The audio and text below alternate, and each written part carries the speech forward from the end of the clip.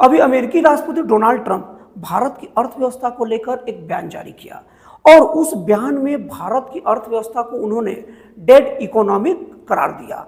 Dead economy का मतलब होता है एकदम चौपट अर्थव्यवस्था, बर्बाद अर्थव्यवस्था। अब डोनाल्ड ट्रंप का ये बयान आया नहीं कि पूरा विपक्ष सरकार के ऊपर आक्रामक हो गया इनके इस बयान को लेकर, और विपक्ष के प्रमुख नेता राहुल गांधी ने तो यहां तक कह दिया कि पूरी दुनिया को ये बात पता है कि भारत की अर्थव्यवस्था चौपट अर्थव्यवस्था है। लेकिन बस ये बात मोदी सरकार को पता नहीं है, मौजूदा सरकार को पता नहीं है। और अब इसके बाद में बहुत तरीके से मोदी सरकार के पीछे पूरा आलोचना का एक दौर विपक्ष द्वारा चालू हो गया।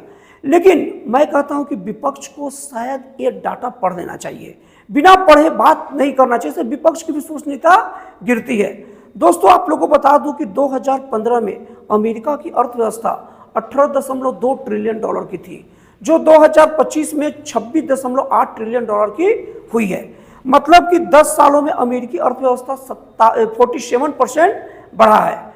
लेकिन अगर भारत की अर्थव्यवस्था की बात किया जाए तो 2015 में जब मोदी सरकार का कार्यकाल लगभग शुरू हुआ था, उस वक्त भारत की अर्थव्यवस्था 2.1 ट्रिलियन डॉलर थी।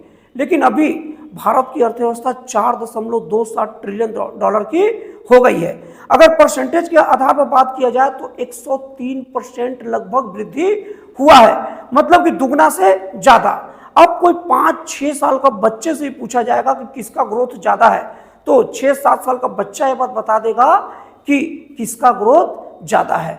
लेकिन ये विपक्ष को ये समझ नहीं आती और मुझ जैसा आम इंसान डाटा को लेकर बात करता है। विपक्ष के एक्सपर्ट पता नहीं है डाटा को देखते हैं कि नहीं देखते हैं।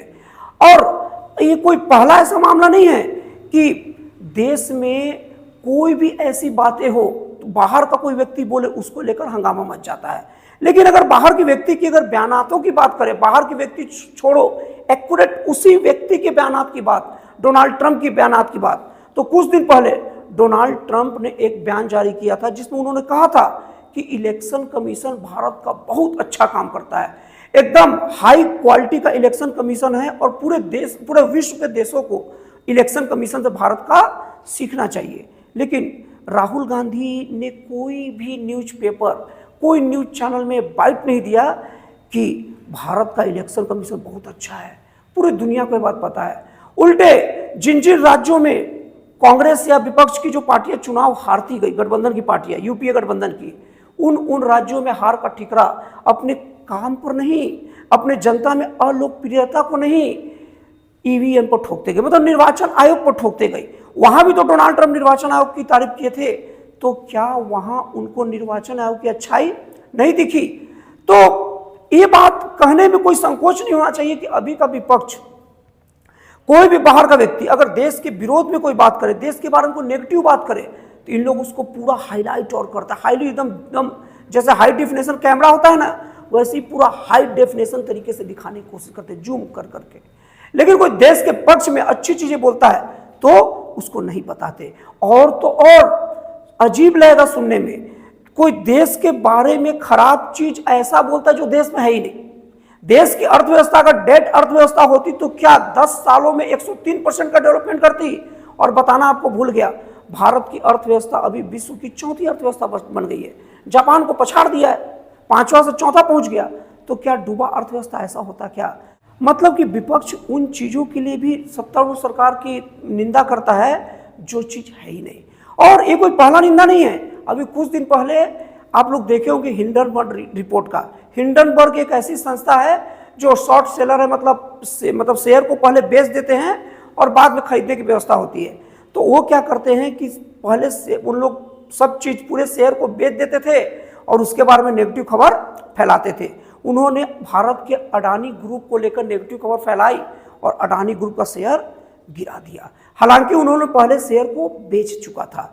अब एक खबर को लेकर पूरा विपक्ष, राहुल गांधी, अडानी की जो कंपनी है अडानी ग्रुप का भरपूर विरोध किया, जबकि हमारे देश के एक्सपर्ट, यहाँ तक कि शेयर मार्केट को जो देखती है सेबी, सब कह रही थी कि सब चंगा है, सब बढ़िया है, लेकिन उन्होंने उनकी एक ना सुनी।